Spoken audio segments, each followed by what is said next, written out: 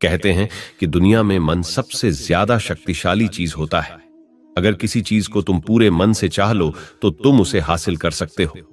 यह मैं नहीं कहता, यह सभी महापुरुषों का कहना है। लेकिन अगर यह सत्य है, यह सच है, तो हम जो अपने मन से चाहते हैं वह हमें हासिल क्यों नहीं होता है। भाई, कोई भी इंसान अपने मन में तो दुख नहीं चाहेगा, लेकिन वो रहता तो दुखी है। हर इंसान अपने मन से तो कामयाब होना चाहता है, खूब पैसा कमाना चाहता है, लेकिन फिर भी वह कामयाब नहीं होता। भला ऐसा दुनिया में कौन इंसान होगा जो अपने मन में यह चाहेगा कि मैं नाकामयाब रहूं या मैं पैसा ना कमाऊं। सोचने की बात है तो इसमें दो चीज निकलकर सामने आती है। या तो वह महापुरुष गलत थे जिन्होंने यह बात बोली कि मन से चाहे हुई चीज हासिल हो जाती है, या फिर हम गलत हैं। आज मैं जो कहानी बताने वाला हूं उसमें आपको एक ऐसा मंत्र मिलेगा। उसे समझने के बाद आपको एक ऐसा मंत्र का पता चलेगा जिससे आप यह समझ पाएंगे कि अपने मन से कोई भी चीज कैसे करवाई जाती है, मन में किसी भी बात का बीज कैसे बोया जाता है। यह इस कहानी से आपको अच्छी तरह से समझ में आ जाएगा, और इससे आप यह भी समझ पाएंगे कि आकर्षण का नियम, लॉ ऑफ अट्रैक्शन, कैसे काम करता है। कहानी छोटी सी है लेकिन बहुत ही गहरी है। तो चलिए कहानी शुरू करता हूं। एक बार की बात है, एक आदमी के जीवन में सिर्फ दुख ही दुख थे। वह जो भी काम करता उस बेचारे का वह काम पूरा ही नहीं होता। घर में आता तो घर में क्लेश बना रहता, किसी से कोई मदद मांगता तो कोई उसकी मदद नहीं करता। ऐसा लगता था कि चारों तरफ से उसके ऊपर दुख का पहाड़ टूट पड़ा है। उसे समझ नहीं आ रहा था कि मैं इन दुखों से कैसे पार पाऊं।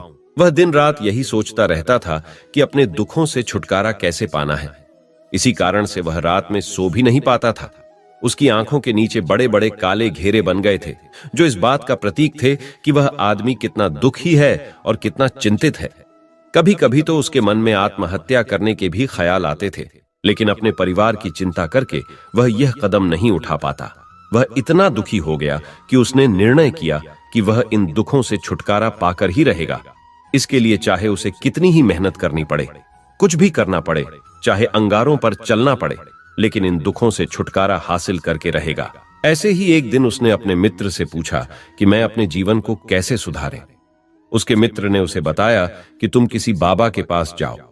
बाबाओं के पास ऐसा मंत्र होता है जिससे सारे दुख मिट जाते हैं, जीवन खुशियों से भर जाता है और धन संपदा भी हासिल होती है। तुम किसी ऐसे बाबा को ढूंढ लो, बस तुम्हारा काम बन जाएगा। उस आदमी के मन में यह बात पूरी तरह से पक्की बैठ गई कि कोई बाबा ही मेरा दुख दूर कर सकता है, और इसीलिए उसे किसी भी बाबा के बारे में पता चलता तो वह उस बाबा के पास पहुंच जाता, उस बाबा को अपनी समस्या बताता और उससे उसका समाधान पूछता और कहता कि बाबा, मैं कुछ भी करने के लिए तैयार हूं, लेकिन मेरी इन समस्याओं से मुझे छुटकारा दिला दीजिए। आप जो कहेंगे मैं वह करूंगा, लेकिन मेरे जीवन को सुधार दीजिए बाबा। उसे कुछ टोने टोटके बताते थे करने के लिए, और बदले में दान दक्षिणा ले लेते थे कि यह टोना टोटका करने के बाद तुम्हारे घर में सुख शांति बनी रहेगी। बस इस टोटके को पूरी विधि के साथ करना। वह आदमी घर लौटकर पूरी विधि के साथ टोने टोटके करने लगा, लेकिन बहुत टोने टोटके करने के बाद भी उसके जीवन में कुछ बदलाव नहीं आया। इसके विपरीत उसका जीवन और ज्यादा दुखी हो गया। जो भी बाबा उसे टोना टोटका देता था वह बदले में उससे दान दक्षिणा लेता था, जिससे उसका धन भी धीरे धीरे खत्म हो रहा था। इससे उसके जीवन में दुख और ज्यादा बढ़ गया। तब उसे लगा कि बाबाओं के पास जाने से तो मेरे जीवन में दुख कम होने की वजह बढ़ते ही जा रहे हैं, तो मुझे क्या करना चाहिए? बाबाओं के पास जाऊं या ना जाऊं? फिर एक दिन एक आदमी ने उसे बताया कि तुम अपने घर में किसी पंडित को बुलाकर हवन करवा लो। हवन होगा, घर शुद्ध हो जाएगा, कोई भी बुरी ऊर्जा होगी घर में तो वह घर से बाहर चली जाएगी। किसी पंडित को बुलाकर पूरे विधि विधान उसे मंत्र उच्चारण कराओ, हवन कराओ, जिससे घर में सुख शांति आए। उस आदमी के मन में यह बात बैठ गई और उसने एक पंडित को अपने घर पर बुलाकर हवन करवा दिया। हवन अच्छी तरह से संपन्न हुआ। बदले में पंडित ने भी अच्छी दान दक्षिणा ली और उसके बाद वह वहां से विदा हो गया। लेकिन कुछ दिनों के बाद उस आदमी को महसूस हुआ कि उसके जीवन में अभी भी कोई बदलाव नहीं आया है। अब वह आदमी पूरी तरह से दुखी हो गया और ज्यादा परेशान हो गया। अब तो उसे लगने लगा था कि मेरे जीवन में से दुख कभी खत्म ही नहीं होंगे, और यही सोच सोचकर उस आदमी का बुरा हाल हो गया था। फिर एक दिन उसे अपने मित्र से एक ऐसे बाबा के बारे में पता चला जो समाधान बताने के लिए कोई दान दक्षिणा नहीं लेता था। उस आदमी को लगा कि यह बाबा दूसरे बाबाओं की तरह नहीं हो सकता, क्योंकि यह तो दान दक्षिणा लेता ही नहीं, और अगर दान दक्षिणा नहीं लेता तो यह सच में कोई सिद्ध बाबा होगा। और यही सोचकर वह उस बाबा के पास पहुंच जाता है। जब वह आदमी वहां पर पहुंचता है तो वह बाबा ध्यान में बैठे हुए थे। यह देखकर वह आदमी वहीं पर चुपचाप बैठकर ध्यान से बाहर आने का उनका इंतजार करने लगा। थोड़ी देर बाद बाबा ने आंखें खोली तो सामने एक दुखी और परेशान युवक को बैठे देखा। उसकी आंखों के नीचे काले घेरे देखकर ही समझ गया कि यह आदमी अपने जीवन से कितना परेशान है। उसे संबोधित करते हुए बाबा ने पूछा कि बच्चा, क्या चाहते हो? बाबा के पास क्या लेने आए हो? उस आदमी ने कहा कि बाबा, मैं अपने जीवन से बहुत परेशान हूं। मैंने इन दुखों को दूर करने के लिए बहुत सारे रास्ते अपनाए। हर वो तरकीब करके देखें जो किसी बाबा ने मुझे बताई। हर वो काम किया जो कोई भी इंसान ने मुझसे करने को कहा, लेकिन मेरे जीवन में दुखों में कोई कमी नहीं आई। बाबा, इसके विपरीत मेरे जीवन में दुखों में बढ़ोतरी हो गई है। मुझे समझ में नहीं आ रहा है कि मैं क्या करूं। कभी कभी तो मैं आत्महत्या करने की सोचता हूं, लेकिन मैं अपने परिवार की सोचकर मैं यह कदम नहीं उठाता हूं। मैंने आपके बारे में बहुत सुना है बाबा, और मैं बहुत उम्मीद के साथ आपके पास आया हूं। कृपया करके मुझे कोई ऐसा मार्ग बताएं जिससे मुझे अपने दुखों से छुटकारा मिल जाए। मैं अपने दुखों से छुटकारा पाने के लिए कुछ भी करने को तैयार हूं। आप मुझे कोई भी रास्ता बताएं, चाहे वह रास्ता कितना ही कठिन क्यों ना हो। मैं उसको पार करके रहूंगा। बाबा ने महसूस किया कि आदमी तो सच में बहुत परेशान है। बाबा ने उसकी बात सुनकर कहा कि बच्चा, दुखों को दूर करने के लिए मंत्र ऐसे ही नहीं मिलते हैं। मंत्र पाने के लिए कुछ करना पड़ता है। तुम कुछ कर सकते हो। यह सुनकर पहले तो उस आदमी ने सोचा कि यह बाबा भी मुझसे दान दक्षिणा मांगेंगे, लेकिन और कोई रास्ता न पाकर उस आदमी ने कहा, बाबा, आपको जितना भी दान दक्षिणा चाहिए मैं देने के लिए तैयार हूं, लेकिन आपका मंत्र सच्चा होना चाहिए, वह पूरा होना चाहिए, उसका फल मुझे मिलना चाहिए। उसके बाद मैं आपको जो भी दान दक्षिणा लेना चाहते हो मैं आपको दे दूंगा। बाबा ने कहा, दान दक्षिणा तो बहुत छोटी चीज है, मुझे वह नहीं चाहिए। इस पर वो आदमी सोच विचार करके बोला, तो बाबा, मैं अंगारों पर भी चलने के लिए तैयार हूं, आप मुझे बस आज्ञा दीजिए। बाबा ने कहा कि अंगारों पर चलने वाली छोटी चीज में तुमसे नहीं कराने वाला हूं। मैं जो तुमसे कराने वाला हूं वह बहुत कठिन मंत्र है, उसे पूरा कर पाओगे। उसने कहा, बाबा, आप मुझे बताइए तो सही, मुझे करना क्या होगा? मैं कुछ भी करने के लिए तैयार हूं। इस पर बाबा ने उसे कहा कि यहां से जब तुम अपने घर जाओ तो रास्ते में अपने मन में यह दोहराते जाना कि मैं सुखी हूं, मैं सुखी हूं। बार बार अपने मन में यही दोहराना, और याद रहे, जुबान पर यह नहीं आना चाहिए, यह सिर्फ मन में दोहराना है। यह सुनकर वो आदमी बोला, बाबा, बस इतनी सी बात, यह तो मैं छुटकी बजाते कर लूंगा, लेकिन इससे होगा क्या? बाबा बोले कि इस मंत्र को करके तो देखो। वैसे भी तुमने इतने बाबाओं के मंत्र किए हैं, तो इस मंत्र को भी करके देख लो। उस आदमी ने सोचा कि बाबा कुछ दान दक्षिणा तो ले नहीं रहे हैं, और छोटा सा मंत्र है, इसे तो मैं कर ही लूंगा। वो बोला, ठीक है बाबा, मैं ये मंत्र जरूर करूंगा। और वो आदमी यह कहकर वहां से चलने लगा।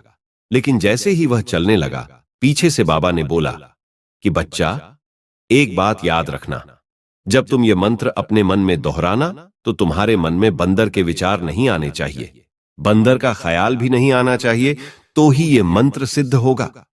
आदमी बोला, मुझे तो आज तक बंदर का कोई विचार नहीं आया, तो अब क्यों आएगा? आप चिंता मत करिए बाबा, मैं बस मन में यही दोहराऊंगा कि मैं सुखी हूं, मैं सुखी हूं। इसके अलावा बंदर का कोई भी विचार मेरे मन में नहीं आएगा। यह कहकर वह आदमी वहां से चल देता है। वह अपने मन में मैं सुखी हूं, मैं सुखी हूं, यह दोहराता हुआ थोड़ी दूर ही चला था कि उसके मन में अचानक बंदर का ख्याल आ गया। बंदर का ख्याल एक बार आया और चला भी गया, लेकिन उस आदमी ने सोचा, आज तक तो मुझे बंदर का कोई भी विचार नहीं आया, यह आज बंदर का विचार क्यों आ गया? और ऐसे करके उसने उस बंदर के विचार को पकड़ लिया और यह भूल गया कि मुझे क्या मंत्र दोहराना है, और वह बंदर के बारे में सोचने लगा। जब थोड़ी देर बाद फिर से उसे होश आया तो वह फिर से अपना वही मंत्र दोहराने लगा जो बाबा ने उसे बताया था, मैं सुखी हूं, मैं सुखी हूं। लेकिन अचानक से उसे एक बंदर दिखाई दिया। और यह देखकर फिर से उसके मन में बंदर का विचार उठ गया, और यह देखकर वह इस विचार को बाहर फेंकना चाहता था, और वह चाहता था कि मेरे अंदर किसी तरह से बंदर का विचार ना आए। लेकिन उसे तो सामने बंदर ही दिखाई दिया।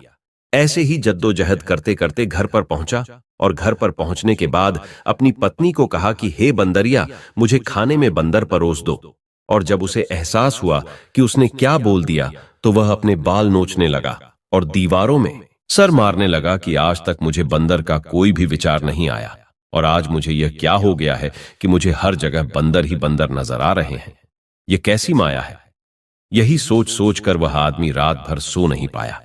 रात भर करवटें बदलते रहा और सुबह उठकर सीधे उसी बाबा के पास पहुंच गया और उसके चरणों में गिरकर कहा कि बाबा, पता नहीं क्या चमत्कार हो रहा है। आज तक मुझे बंदर का कोई विचार नहीं आया, लेकिन कल से जब से आपने मुझसे कहा कि बंदर का विचार नहीं आना चाहिए, तब से मुझे हर जगह बंदर ही बंदर नजर आ रहे हैं।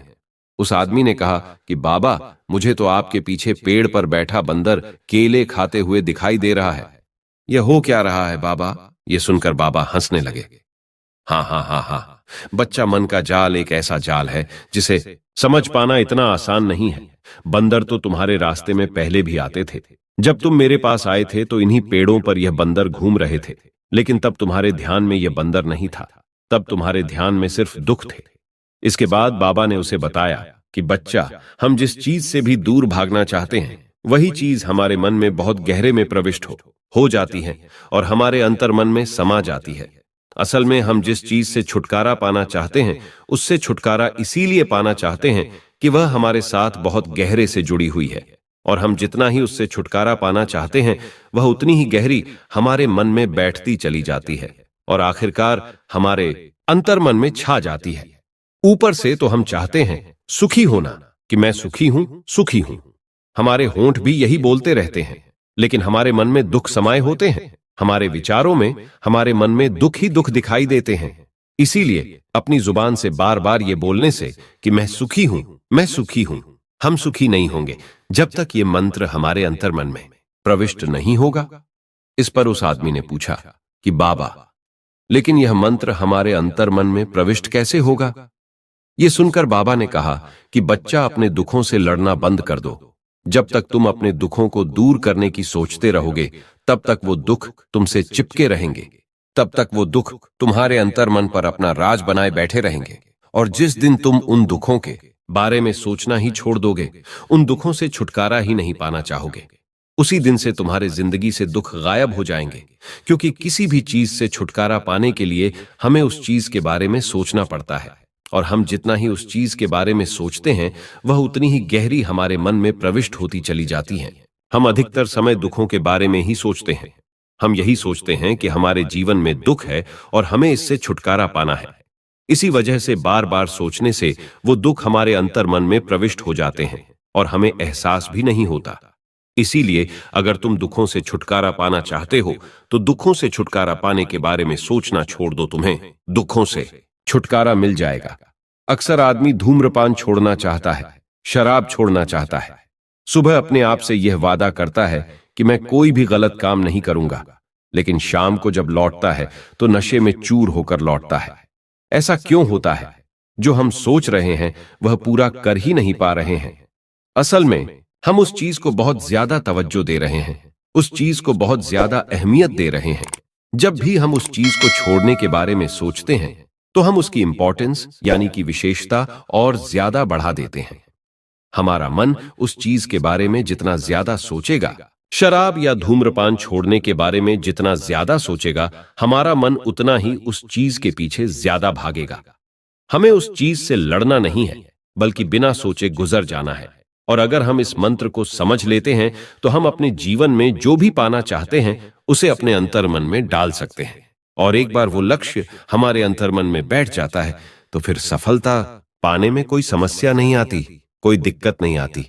तो दोस्तों, कैसी लगी आपको ये कहानी? हमें कमेंट करके जरूर बताइएगा। और अगर से आपको ये वीडियो अच्छी लगी हो, तो आप इस चैनल को सब्सक्राइब कर दें, ताकि आपको इस चैनल की नोटिफिकेशन सबसे पहले मिले।